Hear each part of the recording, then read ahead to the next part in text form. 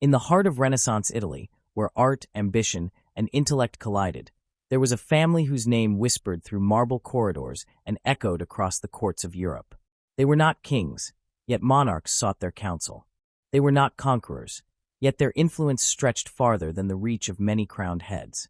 They were the House of Este, a dynasty that shaped history not through brute force, but through brilliance, foresight, and an understanding of power that still fascinates the modern world.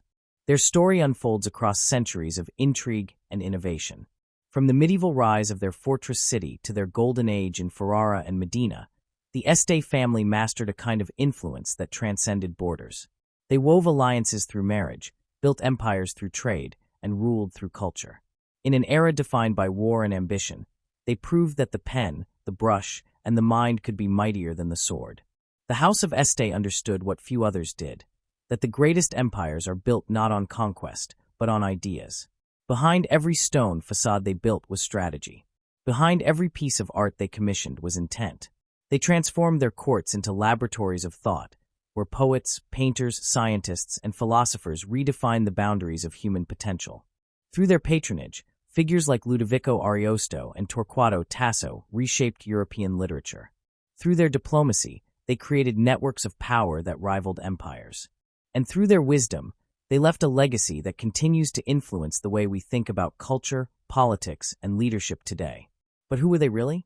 How did a family without a throne manage to outshine so many who wore crowns? The answer lies in their unmatched understanding of soft power, a term modern historians would later use to describe the art of persuasion, culture, and image building. The Estes were masters of it long before the concept existed. They proved that influence can outlast kingdoms, and that true greatness often begins in the mind of those who dare to imagine a different kind of rule. Their tale is one of resilience and reinvention, of how a single family navigated centuries of upheaval by turning intellect into influence. Their palaces were classrooms, their salons were battlefields of ideas, and their marriages were moves in a grand game of European diplomacy. Every decision they made carried ripples that still reach us today, in art, governance, and the very notion of what it means to lead. So what exactly made the House of Este such an anomaly among Europe's great powers? How did their philosophy of culture, trade, and strategy forge an enduring legacy that still captures our imagination? Welcome to Words of Time. In this video, we will uncover the rise, brilliance, and lasting impact of the House of Este, the dynasty that built an empire of the mind and changed the course of European history forever. The story of the House of Este stands apart in the long chronicle of European nobility. Their rise to power, their endurance through centuries of shifting political landscapes, and their remarkable ability to adapt without losing identity make them an anomaly among royal and noble families. Unlike many houses whose influence was purely a product of birthright and conquest, the Estensi, as they were known in Italy, built their power on strategy, intellect, diplomacy, and culture as much as on military strength. Theirs was a legacy shaped by deliberate design rather than mere inheritance. The family's origins trace back to a small town near Ferrara in northern Italy, where they first emerged in the early medieval period. The early Estes were minor nobles from Lombardy who gained control over lands around Este, a town in the Veneto region, from which their name was derived. Their early history was marked not by great battles or sudden fortunes, but by careful accumulation of property, alliances, and local loyalty. They learned to navigate the complex web of feudal loyalties that defined the political structure of Italy during the Middle Ages. In a land divided among city-states, principalities, and foreign powers, survival required intelligence and adaptability more than sheer military might. By the time the Middle Ages gave way to the Renaissance, the House of Este had transformed from local lords into one of the most sophisticated and influential dynasties in Europe. They established themselves in Ferrara, turning it into a cultural and political hub. What made them remarkable was not only their ability to seize and hold power, but the way they defined it. For the Estes, power was not a static inheritance, but a dynamic construct. Each generation worked to maintain and strengthen what the previous one had built, often through innovation rather than aggression. The Este rulers of Ferrara demonstrated a shrewd understanding of how art, learning, and culture could be used as instruments of power. They realized that prestige and legitimacy could be reinforced by patronage of scholars and artists. Under their rule, Ferrara became one of the first cities in Italy to embody the spirit of the Renaissance. They attracted poets, musicians, painters, and thinkers from across Europe. This not only elevated their status among other ruling families, but also turned Ferrara into a center of innovation that rivaled Florence and Milan. Unlike other noble houses that depended heavily on marriages to more powerful dynasties for legitimacy, the Estes often created their own form of authority by cultivating a distinctive court culture. Their court was refined, orderly, and rich with intellectual exchange. Through this, they projected stability and sophistication that made them indispensable to the larger political network of Italy. They built their image as rulers who were not only capable administrators, but enlightened patrons of civilization. Their ability to maintain power for so long came from a combination of flexibility and foresight. The Estes understood that in a fragmented Italy, direct confrontation with stronger powers such as the papacy, the Holy Roman Empire, or the Republic of Venice could be disastrous. Instead, they excelled at negotiation and alliance building. They forged ties when necessary, shifted loyalties when strategic, and balanced between competing forces with remarkable skill. Their political survival was an art form rooted in realism.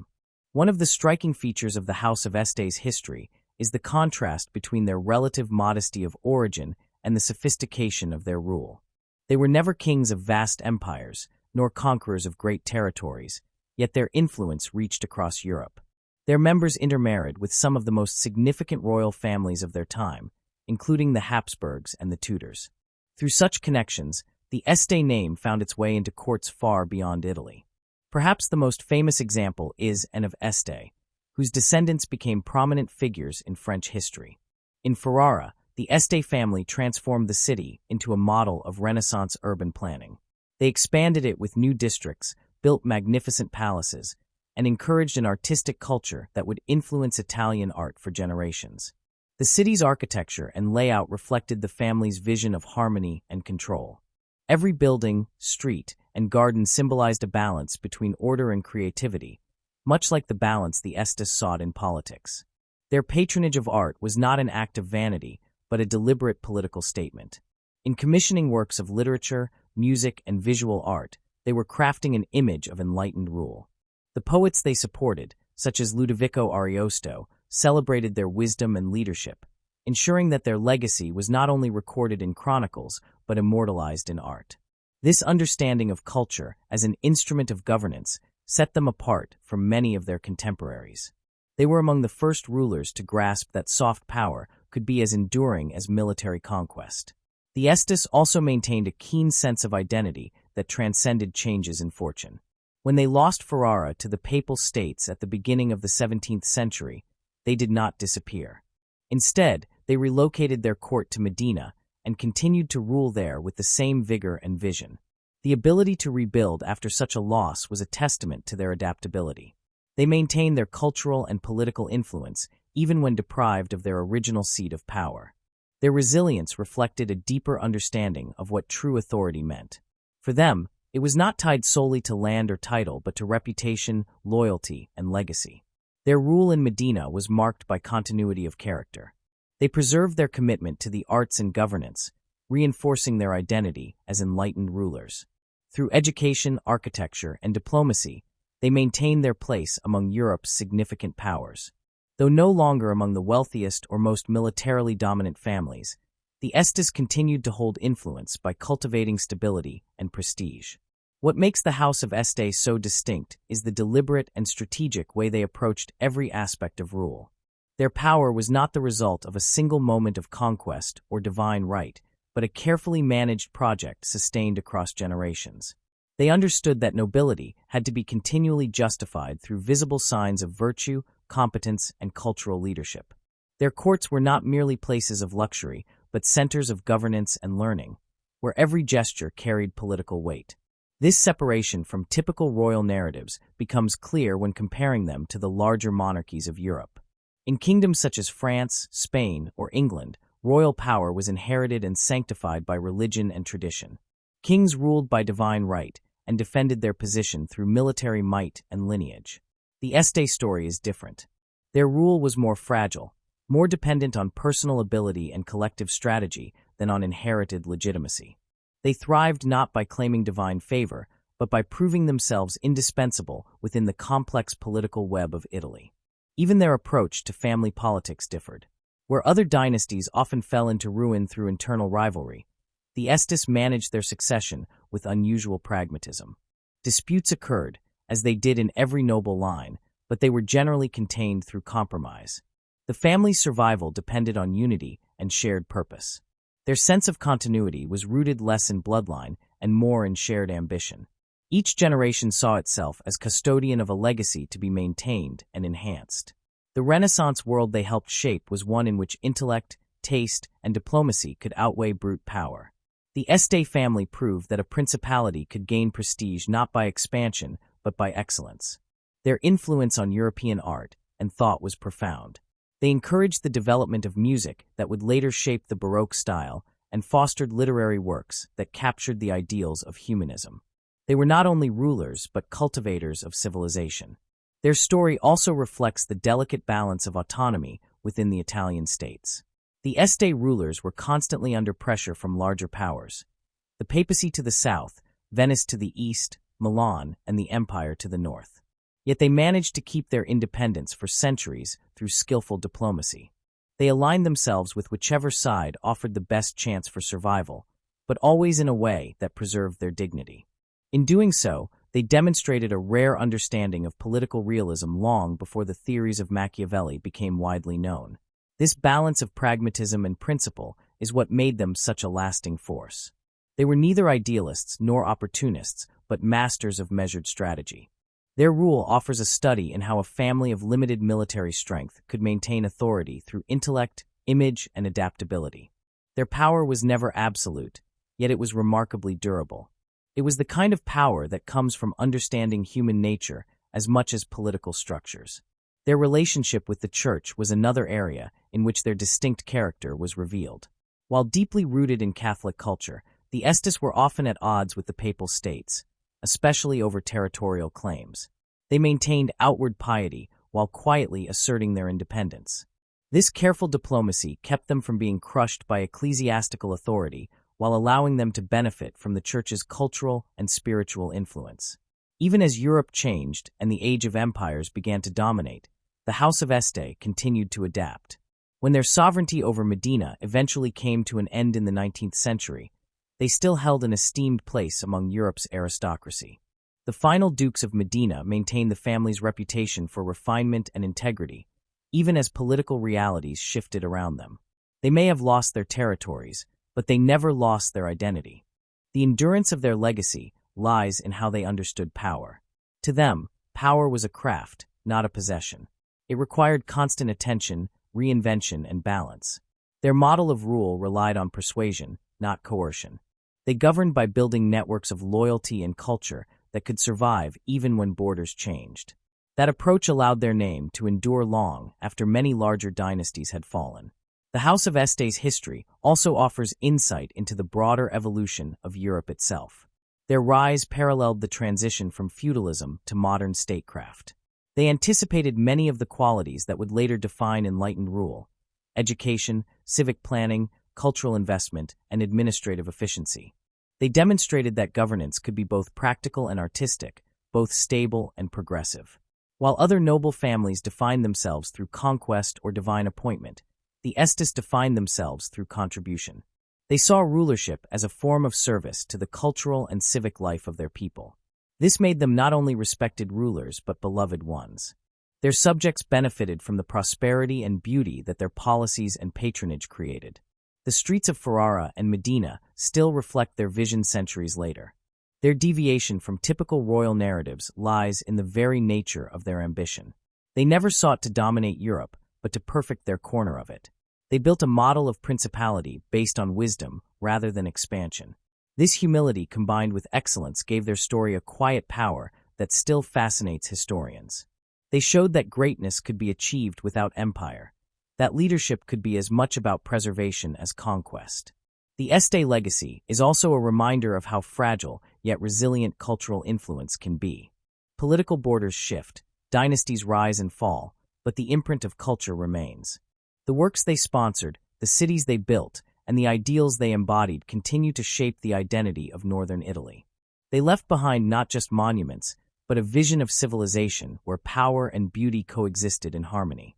In a Europe often torn by war and ambition, the House of Este stood as an example of moderation and intelligence.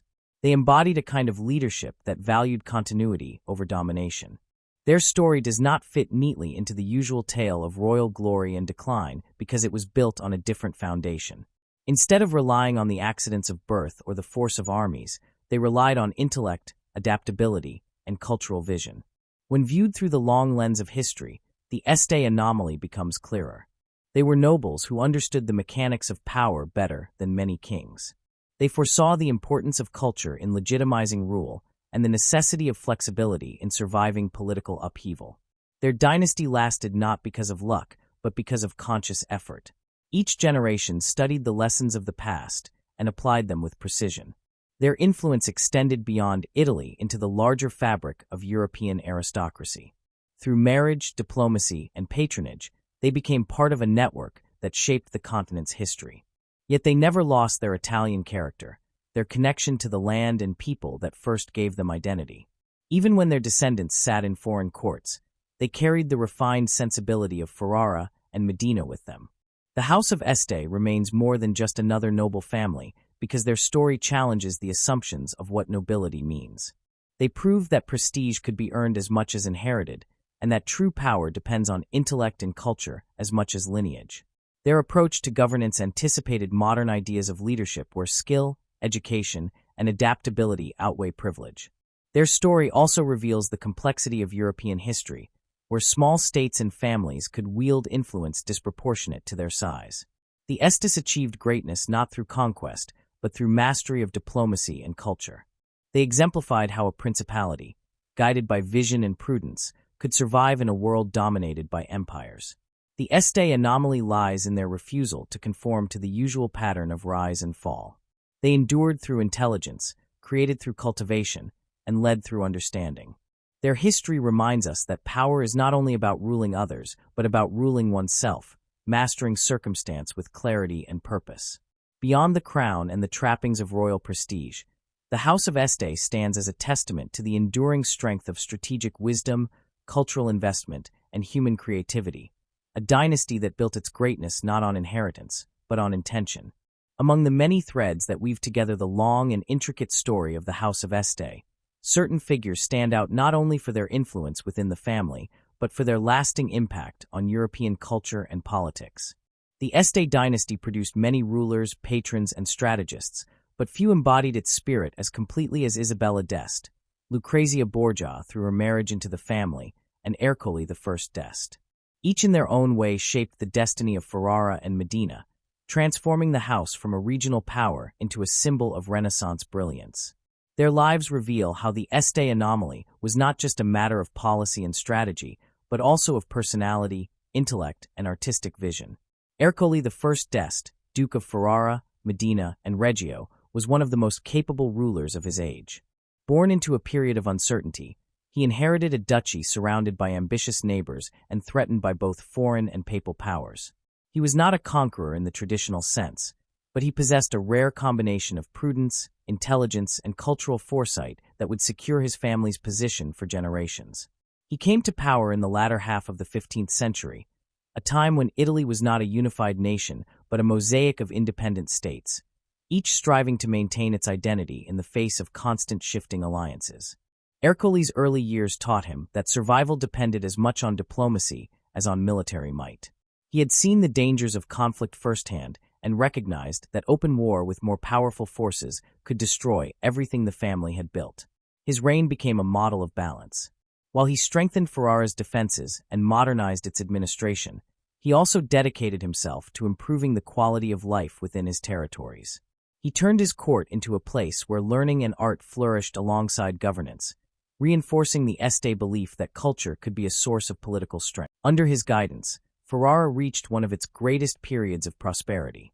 He commissioned the expansion of the city, creating what came to be known as the Addizione Herculea, one of the earliest examples of planned urban development in Renaissance Europe. The project reflected his understanding that a well-designed city could embody the values of order and harmony that defined good rule. He also attracted musicians, poets, and artists from across Italy and beyond, turning Ferrara into a beacon of refinement. His reign proved that even in an age dominated by power struggles, a ruler could achieve greatness through vision and intellect. Ercoli's cultural patronage also had a practical purpose.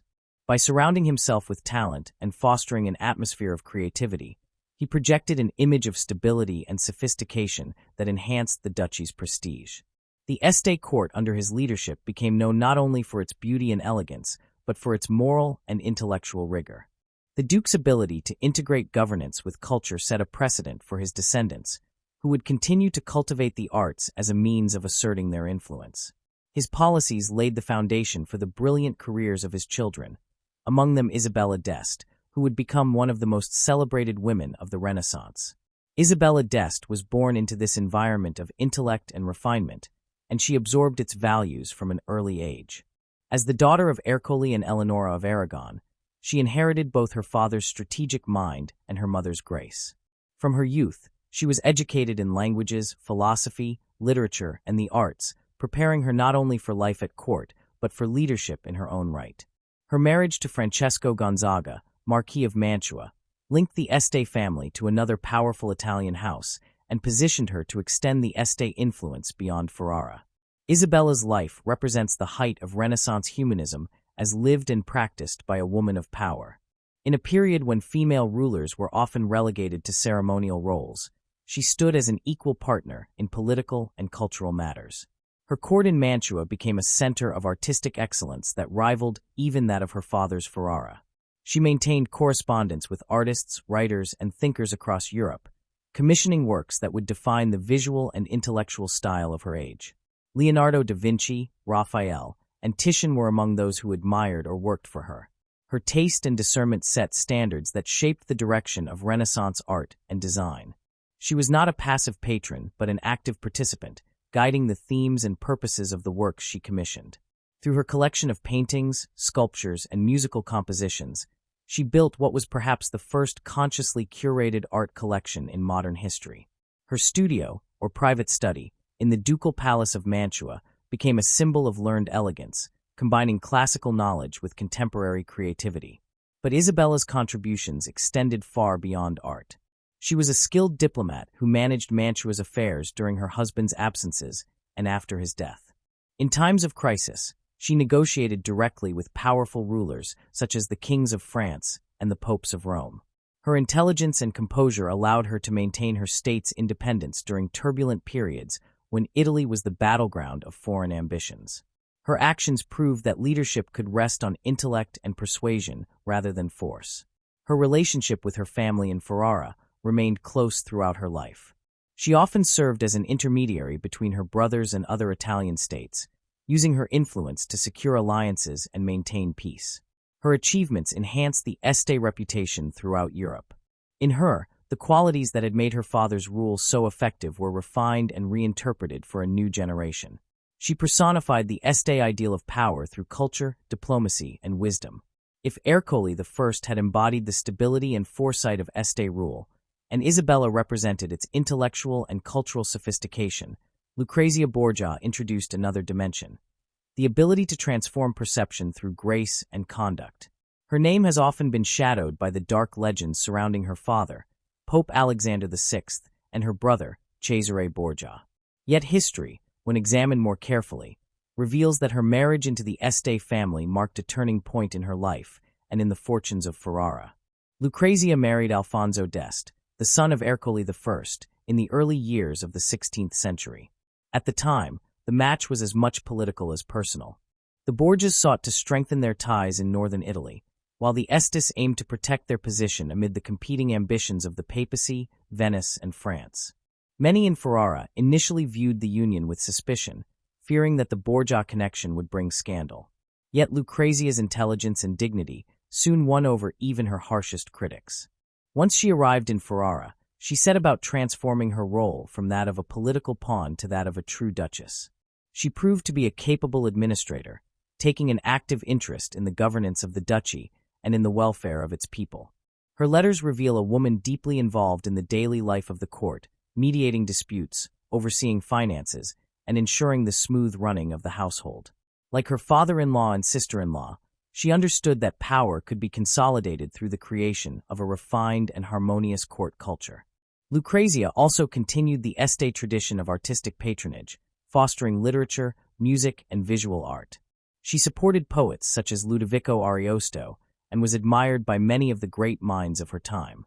Her court became known for its elegance and civility, a far cry from the violent intrigues associated with her family in Rome. Through her conduct and influence, she rehabilitated not only her own reputation, but also reinforced the Este image as a dynasty of enlightenment and grace. Her presence in Ferrara added a touch of cosmopolitan prestige to the duchy.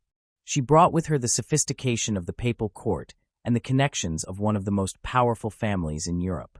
In this sense, her marriage symbolized the fusion of political strategy and personal character that defined the Este approach to power. Her transformation from a controversial figure into a respected duchess mirrored the family's own ability to adapt and redefine itself in changing circumstances. Lucrezia's death was mourned deeply in Ferrara, and her memory endured as a symbol of dignity and refinement. She had proven that reputation could be remade through integrity and service.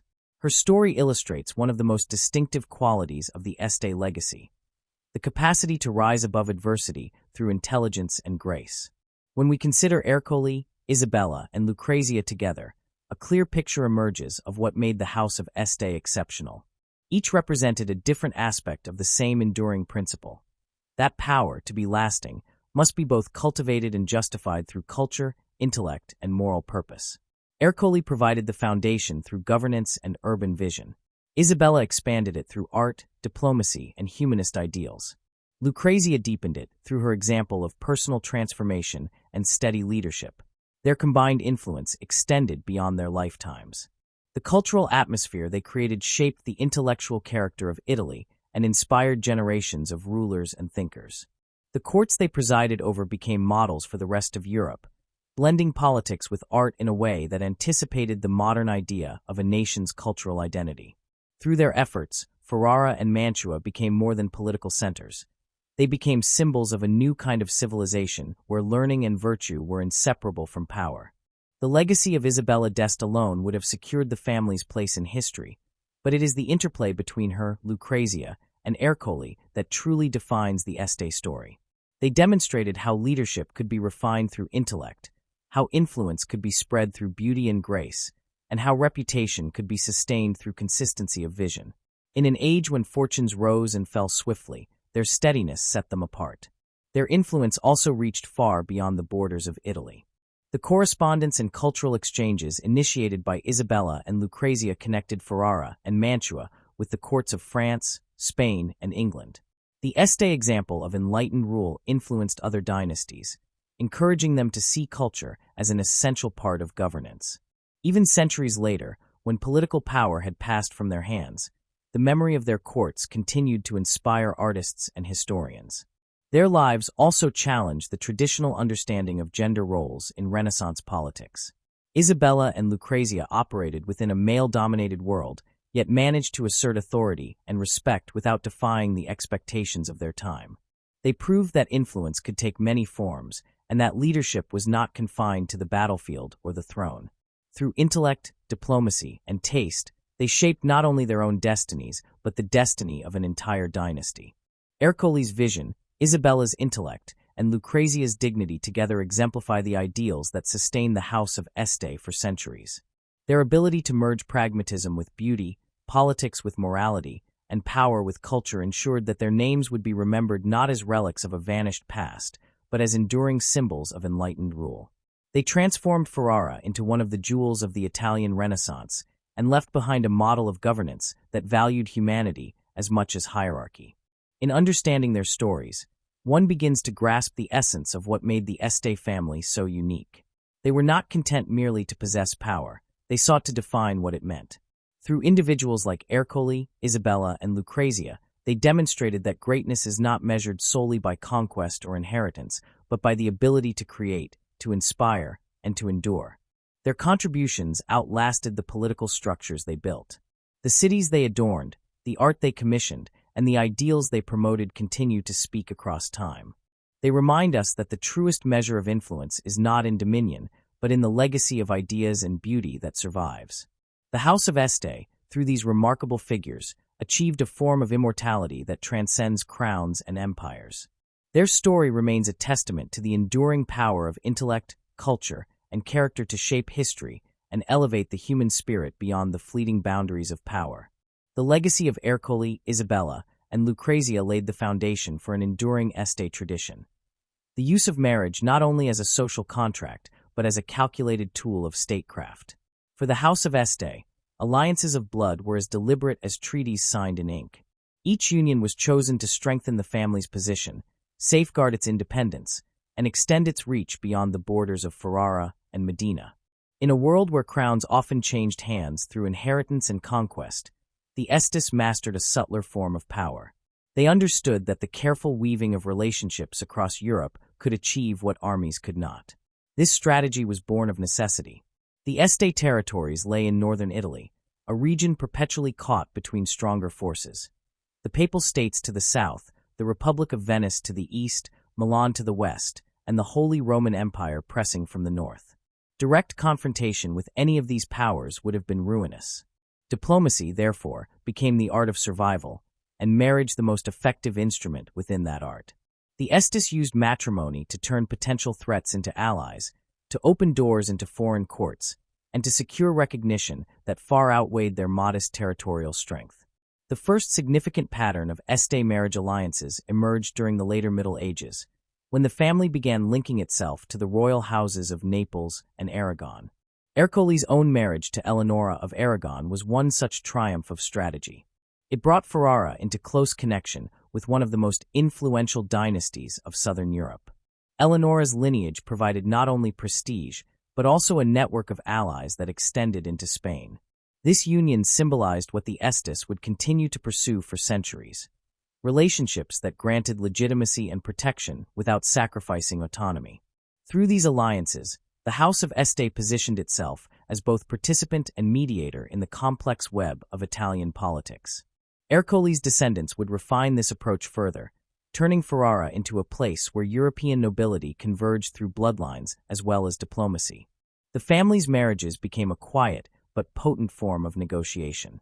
Each wedding represented a new set of possibilities: trade access, military cooperation. One of the most famous of these unions was the marriage between Alfonso d'Este, son of Ercole, and Lucrezia Borgia. Although history has often focused on Lucrezia's dramatic background as the daughter of Pope Alexander VI, within the context of Este strategy, this marriage was a masterstroke. It joined the Este house to the papal family at a time when the influence of Rome could make or break a principality. Despite the initial scandal attached to the Borgia name, the match ultimately served the Estes well. Lucrezia's diplomatic skill and her father's favor ensured that Ferrara enjoyed a period of peace and papal goodwill. This alliance also provided a bridge between the cultural worlds of Rome and Ferrara, enriching the duchy artistically and politically. Such unions rarely rested on sentiment alone. The Estes viewed marriage as a long-term investment.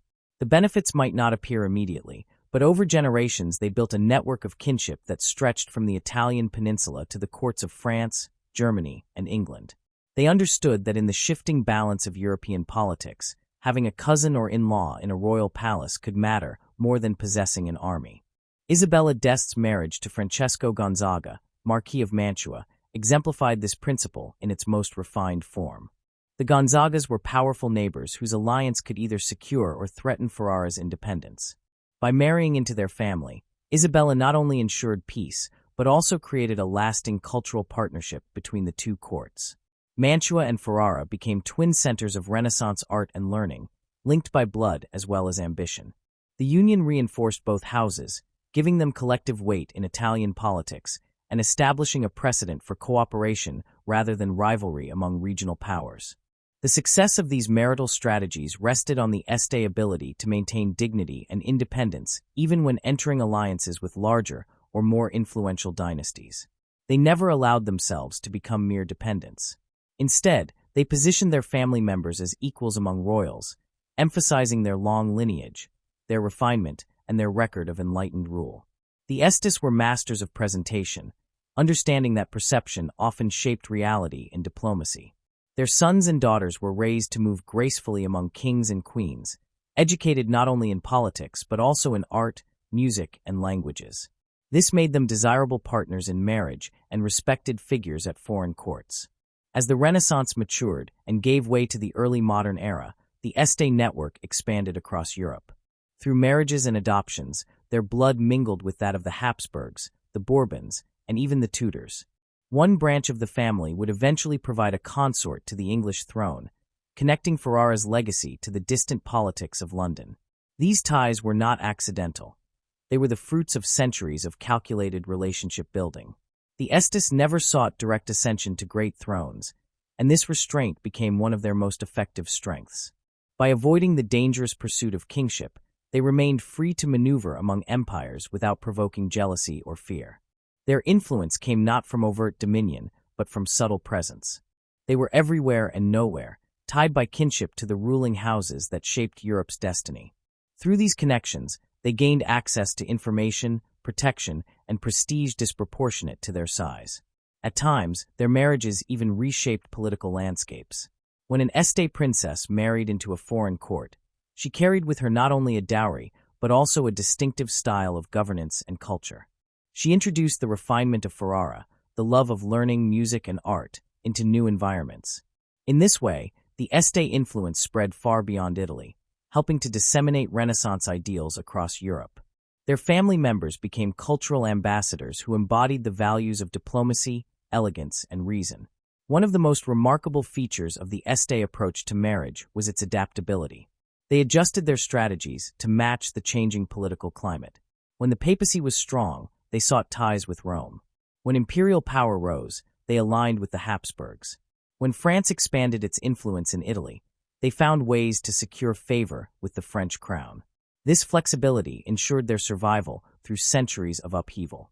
Where other dynasties fell because of rigid allegiance, the Estes endured by remaining fluid, always recalibrating their position. The decline of Ferrara as an independent duchy in the early 17th century did not end their diplomatic game. When the papacy annexed Ferrara, the family moved its seat to Modena, and the same principles that had guided their success continued to operate. The Dukes of Modena cultivated alliances through marriage that restored much of the influence they had lost territorially. Their connections with Austria and Bavaria kept them within the circle of European power. They understood that as long as their blood flowed in royal veins, the Este name would retain meaning. Through the 18th and 19th centuries, these ties bore new fruit. The family's descendants married into the Habsburg-Lorraine line, linking the Este legacy with the imperial court of Vienna. The combination of Este and Habsburg heritage produced one of the most enduring symbols of this strategy.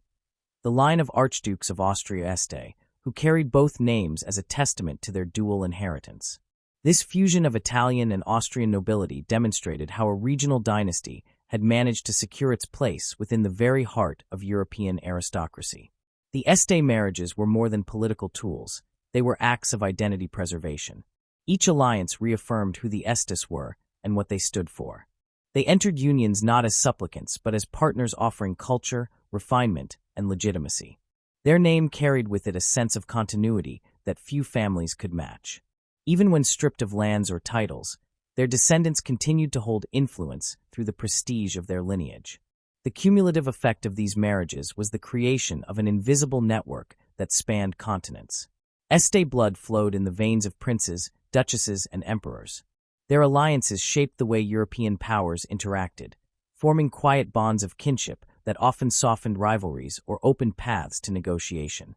In an era when wars were fought over dynastic claims, the Estes managed to be both inside and outside these conflicts, their interests protected by the very alliances they had forged.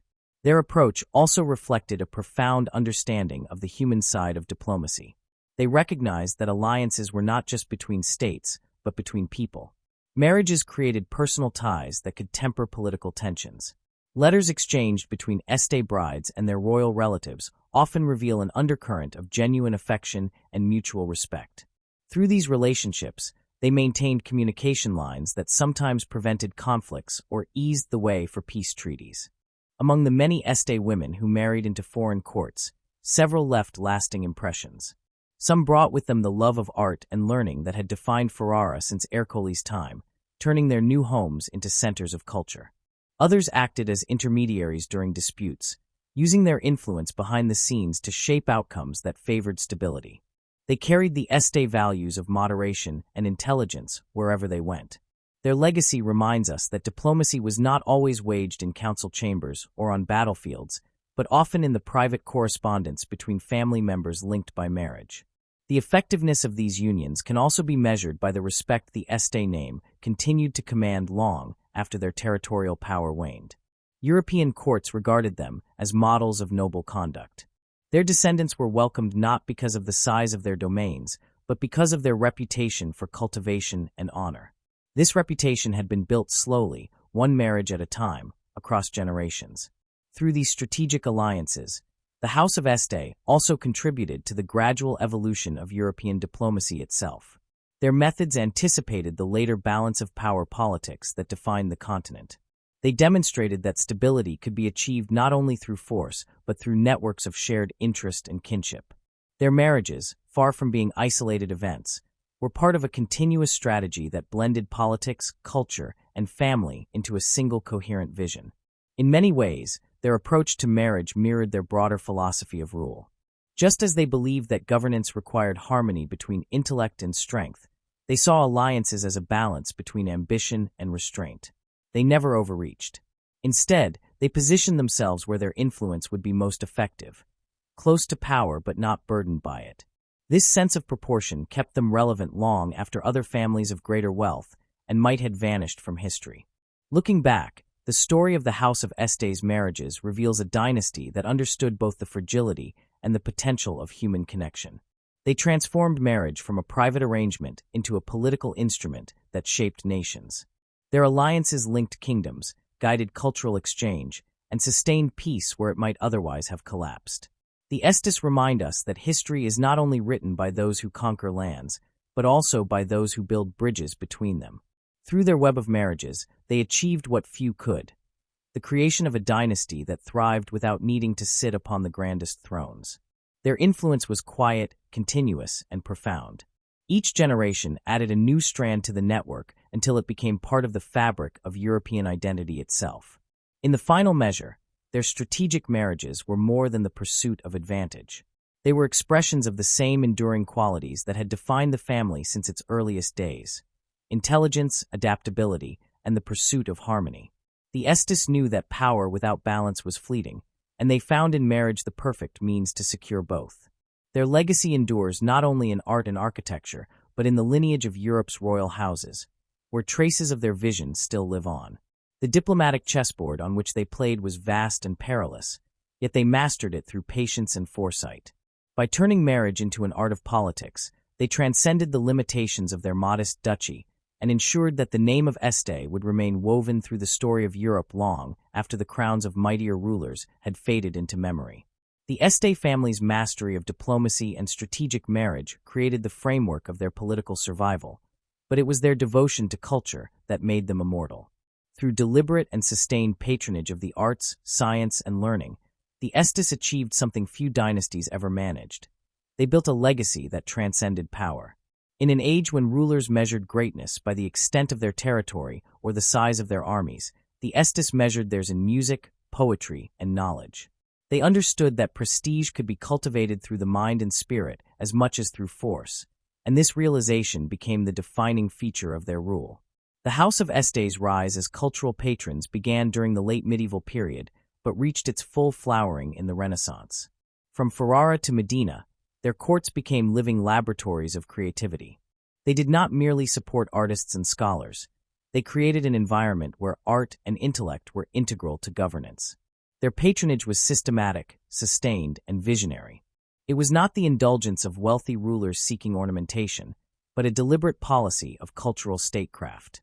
Ercole I d'Este, who had already secured Ferrara's political stability through diplomacy, understood that cultural prestige could reinforce political strength. He envisioned a city that would embody Renaissance ideals in its very structure.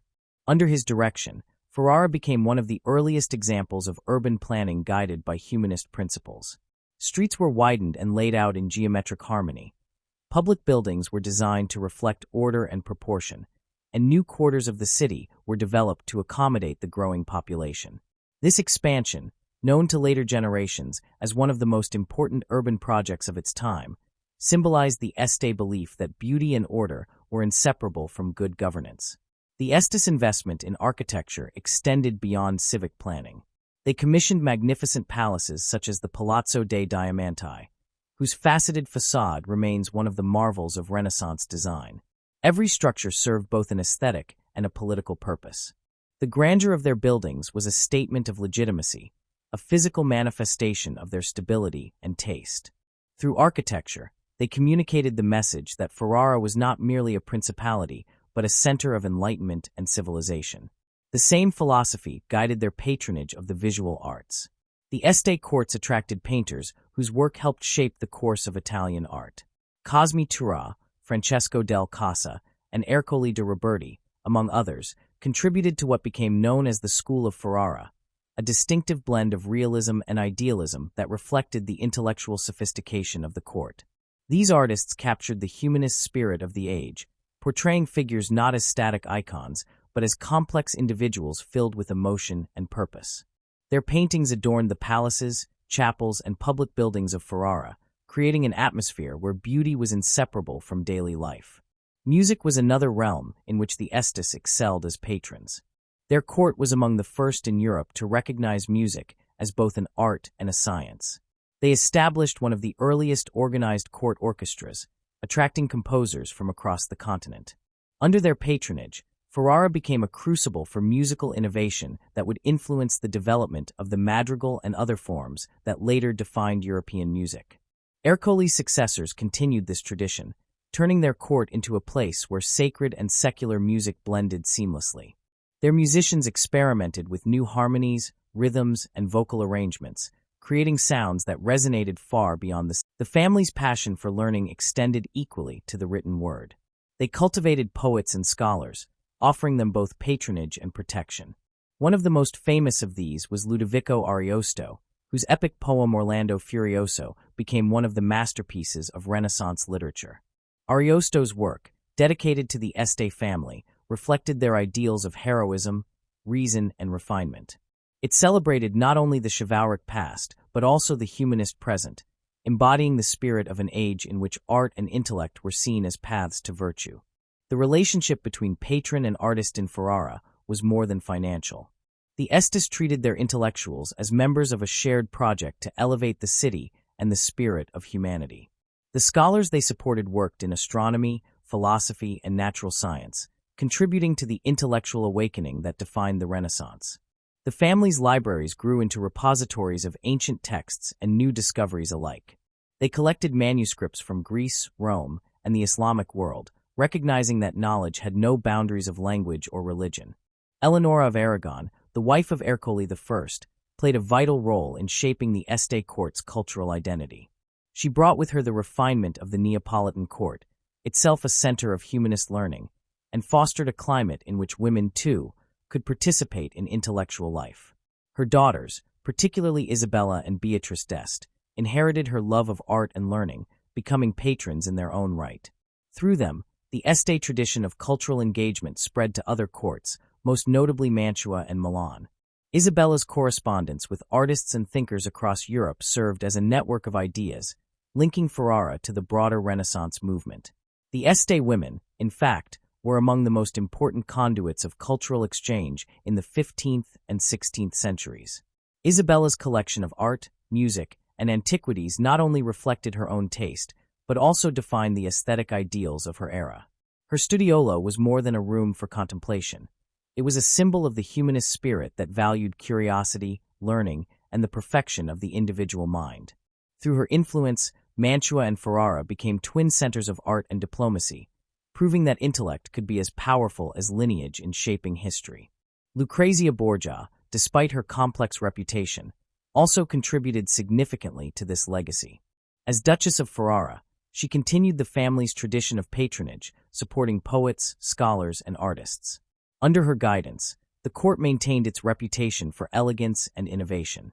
Her presence added a new dimension of refinement and cosmopolitanism to the Este cultural sphere. She brought with her the experience of the papal court and the sophistication of Roman intellectual circles, enriching Ferrara's already vibrant cultural life. The Este court's patronage of science was no less remarkable. They supported astronomers, physicians, and engineers who contributed to the expanding frontiers of Renaissance knowledge. They encouraged the study of mathematics, anatomy, and geography, recognizing that understanding the natural world was part of understanding the divine order. Their libraries contained works of classical science alongside the latest discoveries from the scholars of Florence and Venice.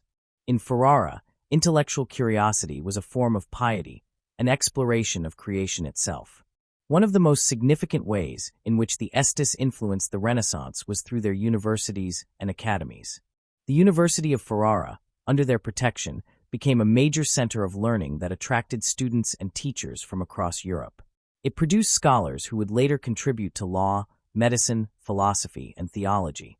The Este rulers understood that knowledge was both a moral good and a political asset. A learned state was a stable one, for education cultivated citizens who could appreciate the values of order and harmony. The Este family's patronage extended to theater and spectacle as well.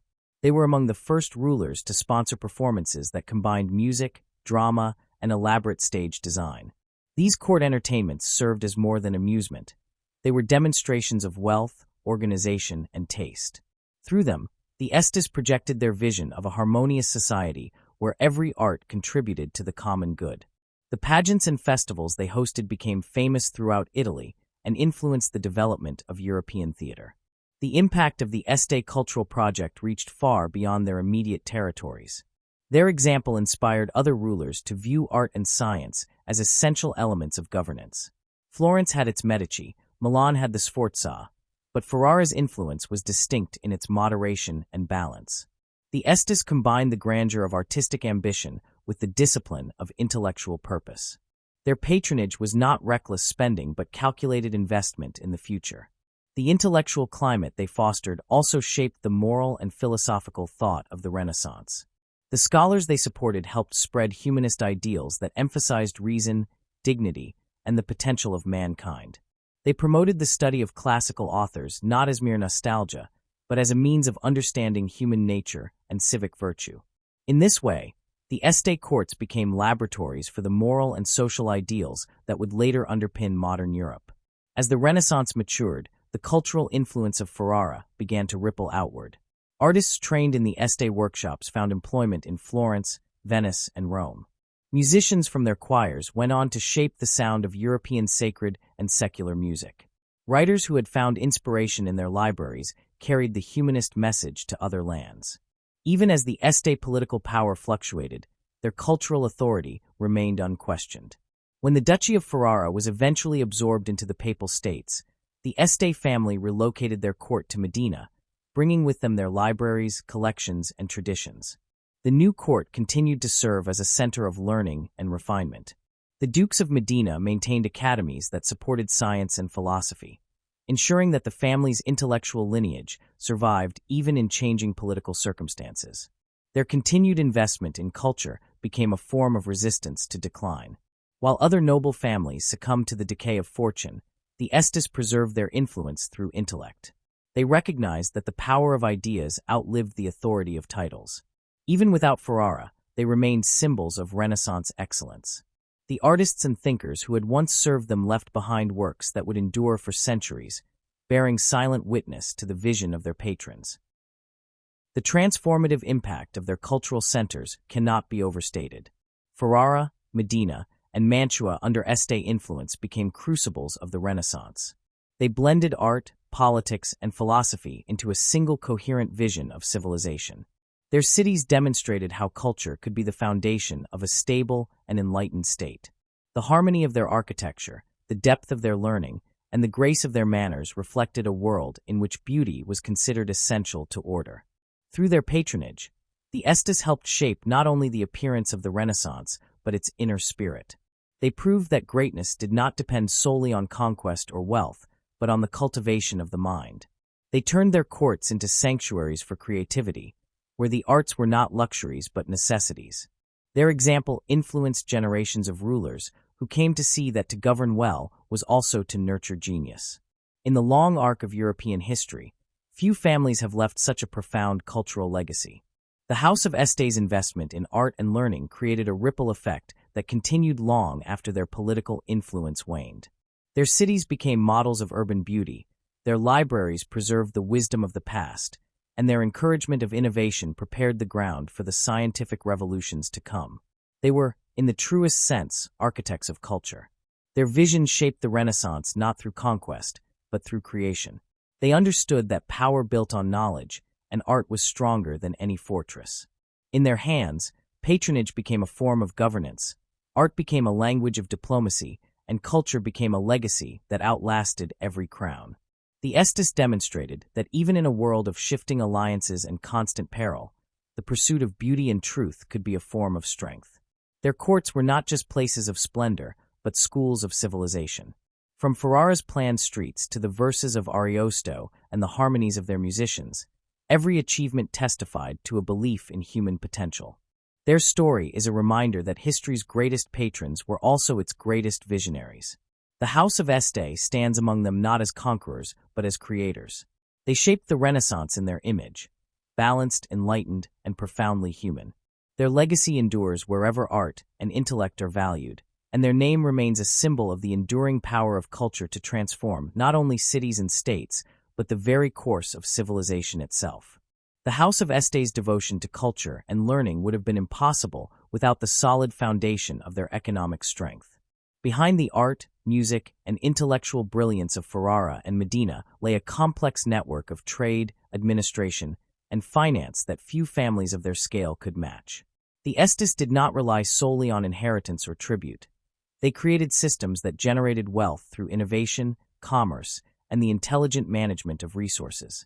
Their ability to fund art and diplomacy came from a deep understanding of the economic realities of their time. While other rulers treated finance as a matter of taxation and war booty, the Estes saw it as the lifeblood of stability and growth. Their territories were not vast, yet their prosperity outshone many larger states. The land around Ferrara and Modena was naturally fertile, lying between the Po River and the Adriatic coast.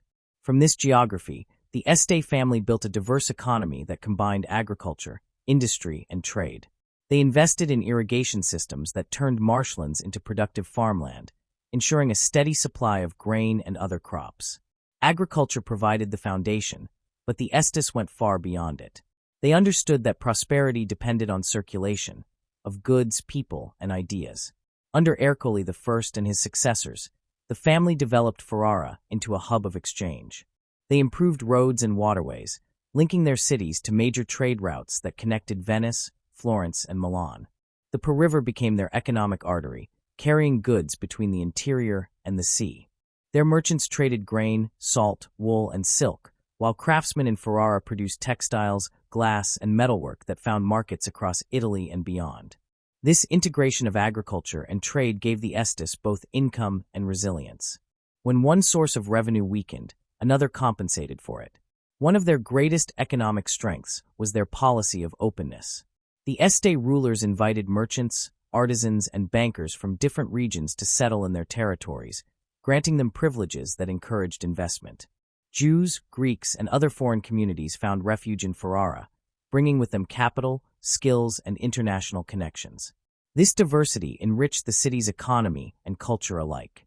The Estes knew that prosperity thrived in climates of tolerance, and they practiced a level of economic inclusion that was exceptional for their age.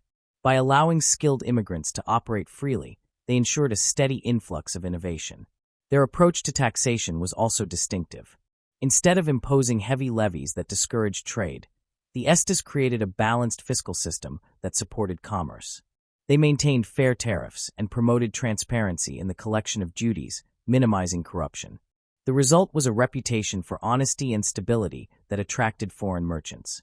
Ferrara became known as a safe and profitable place to do business, a haven in a region often plagued by unpredictable politics. The Este court itself played a central role in stimulating economic activity. The construction of palaces, churches, and public works provided employment for builders, sculptors, and artisans. The court's demand for luxury goods, fabrics, jewelry, manuscripts, instruments, created entire industries. Artists and craftsmen were not only beneficiaries of patronage, but participants in a thriving market economy sustained by the family's vision. The wealth that flowed into Ferrara through trade was redistributed through cultural production, creating a cycle of prosperity that reinforced both material and intellectual life. This cycle was carefully managed. The Estes maintained detailed records of their revenues and expenditures, setting an example of fiscal discipline rare among Renaissance rulers. They introduced forms of financial administration that prefigured modern budgeting, ensuring that their spending on art and diplomacy did not exceed their income. Their ability to balance grandeur with prudence allowed them to sustain their projects for generations without the crippling debts that ruined other noble houses. Banking was another area in which the Este family showed remarkable foresight. Although they did not establish large public banks like those of Florence or Genoa, they cultivated relationships with private bankers who handled their finances both domestically and abroad. These networks provided access to credit, foreign exchange, and investment opportunities. The Estes used loans strategically, not to fund reckless wars, but to maintain liquidity in their trade ventures and to finance public improvements. Their understanding of finance was as refined as their taste in art. The family's economic influence extended far beyond their own lands through the trade alliances they built. They negotiated commercial agreements with neighboring states and foreign powers, ensuring favorable conditions for their merchants.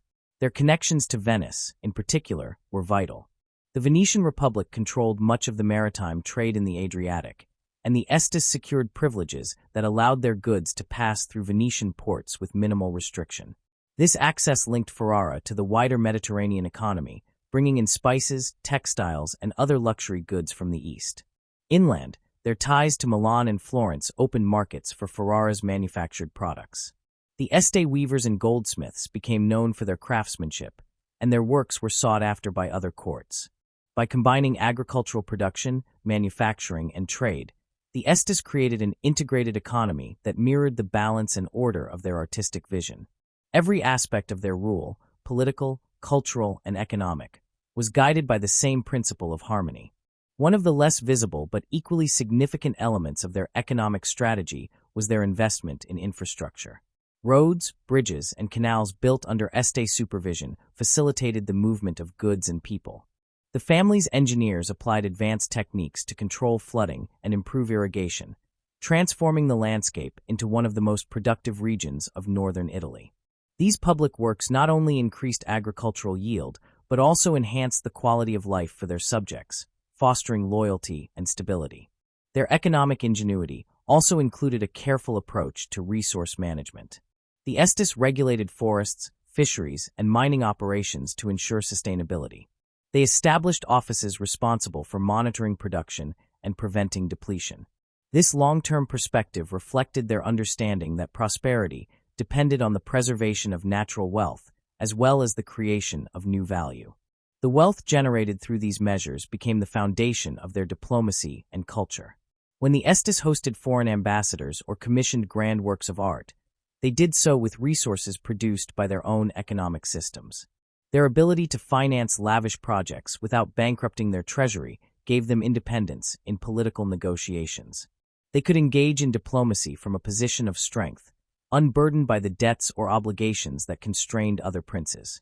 Their financial stability made them reliable allies and respected partners, which in turn opened further trade opportunities. The link between their economic and cultural life was profound.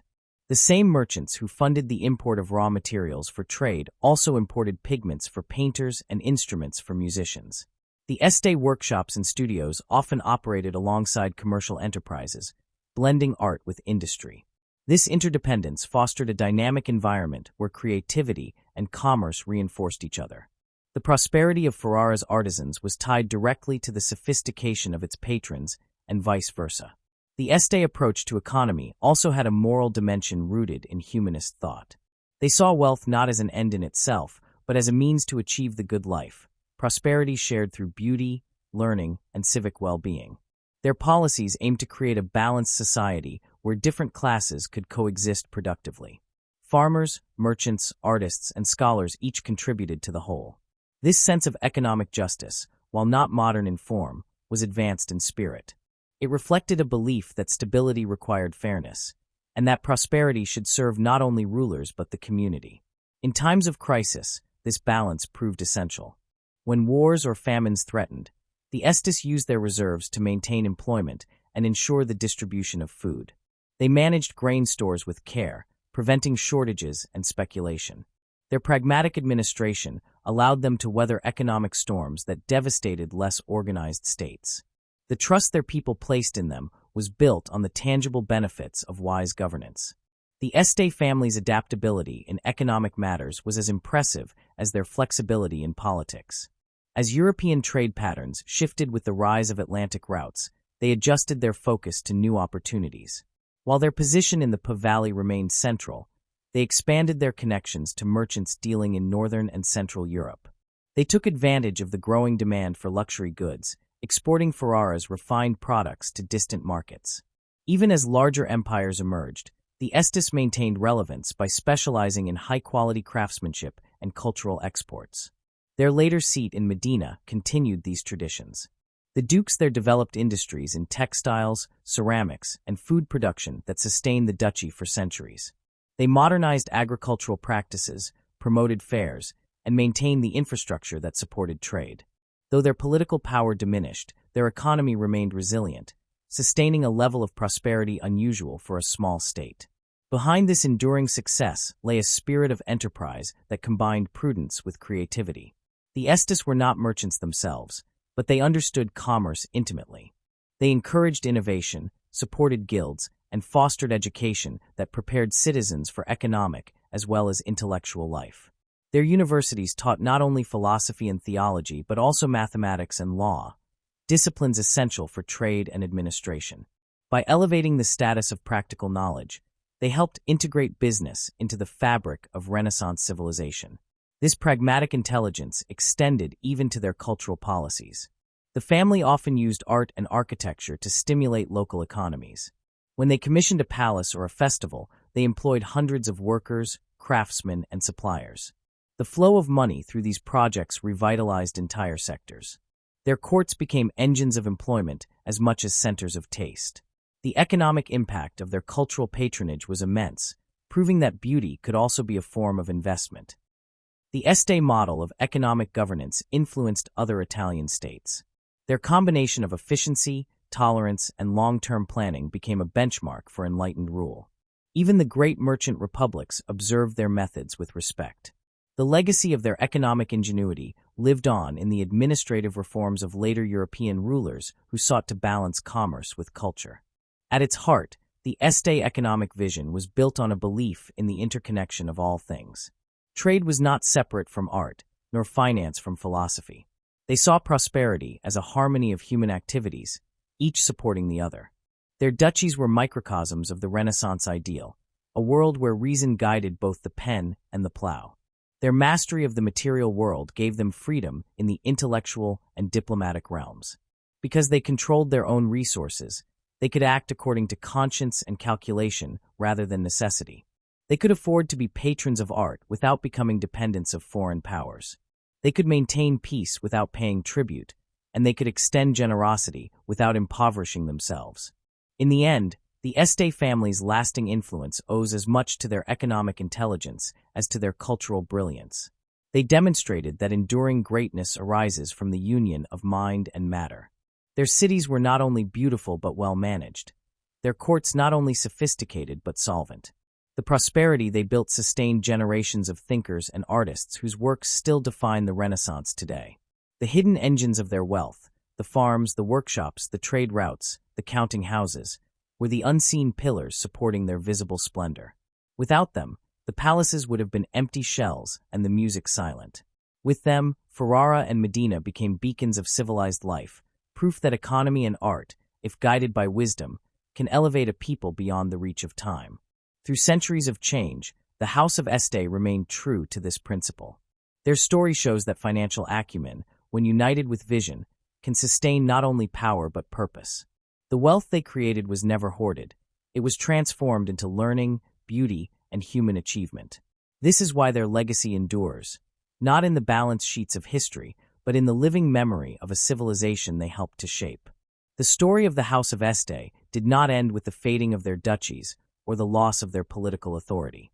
Their influence, though less visible, continued to shape the moral, cultural, and intellectual fabric of Europe long after their banners were lowered.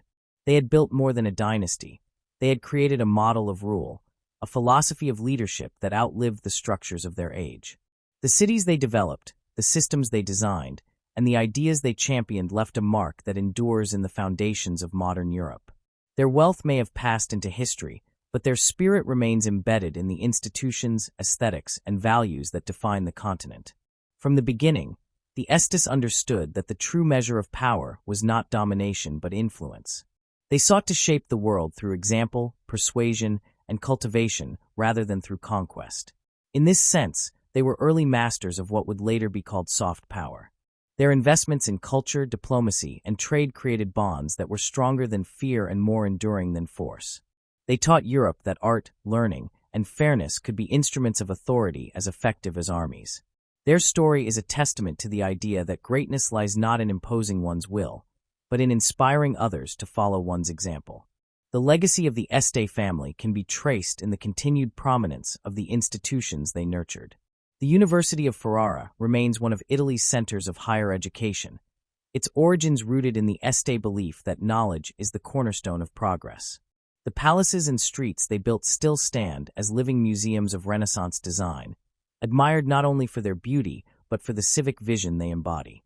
The city planning introduced under Ercole I has influenced urban development far beyond its time, setting a precedent for the integration of order, functionality, and elegance that modern planners still study. Even in art and literature, the Este legacy continues to echo. The painters of the Ferrara school, once supported by their patronage, helped establish the artistic vocabulary that defined European humanism.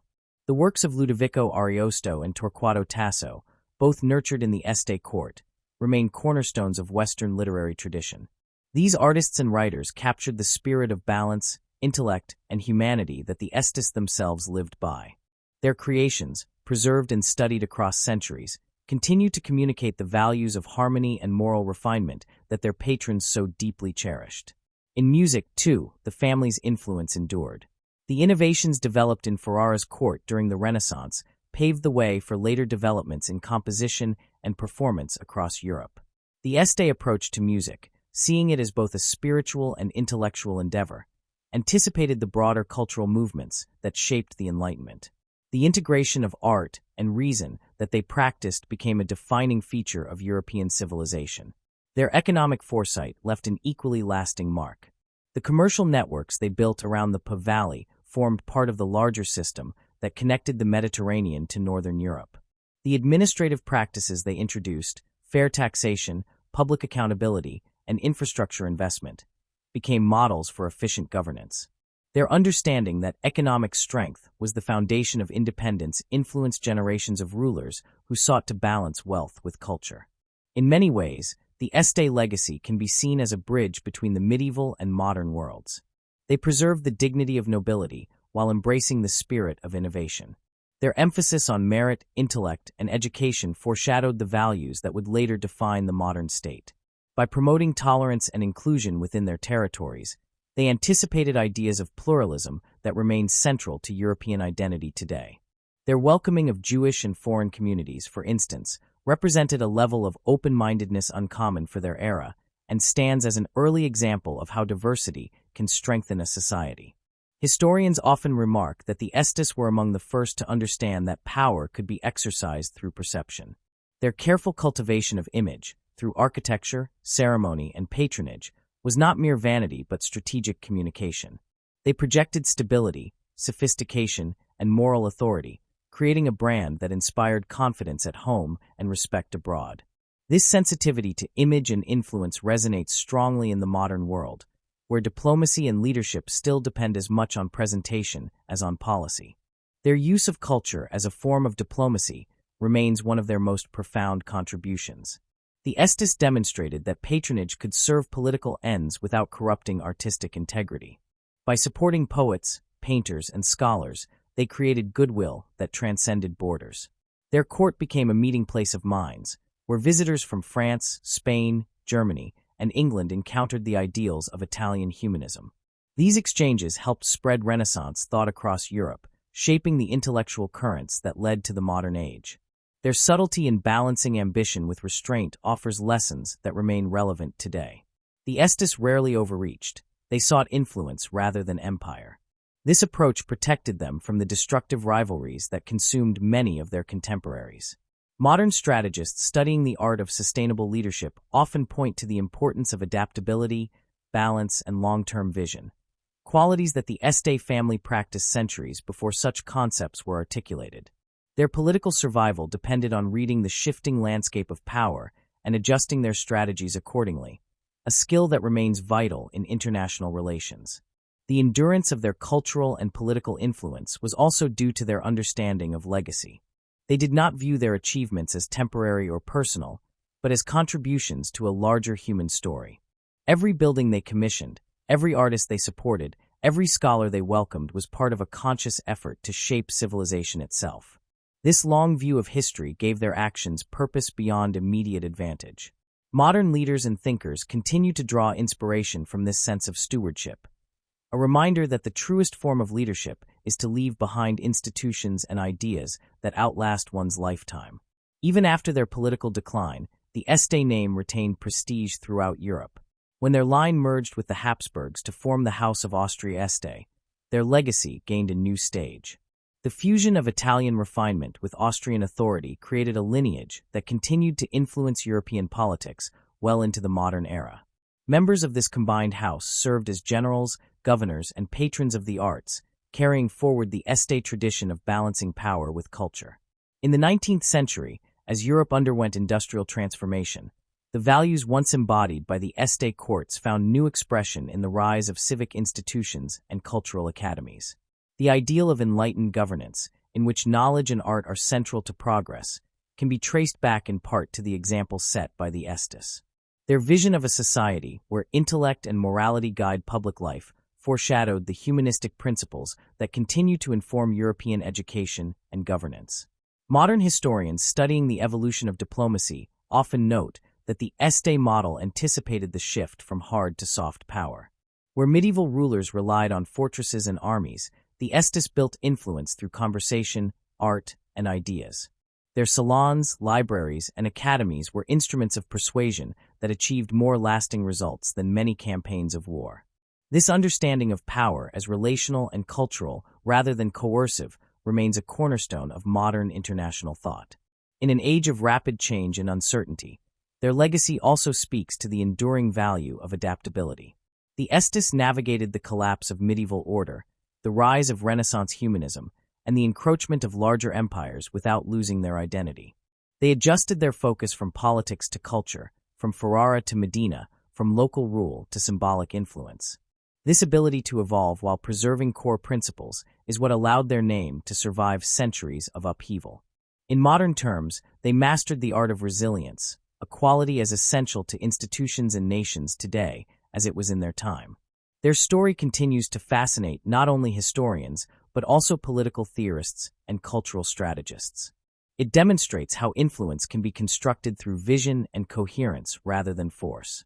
The Este method of power, based on intellect, grace, and discipline, offers a counterpoint to the cycles of violence that have often defined history. They showed that authority rooted in culture and moral legitimacy can outlast empires built on conquest. This insight remains profoundly relevant in a world still grappling with the balance between might and meaning. The physical remnants of their reign continue to shape the identity of northern Italy. Ferrara, a UNESCO World Heritage Site, preserves the architectural harmony they conceived. Its palaces, gardens, and walls stand as silent teachers of proportion and civic beauty.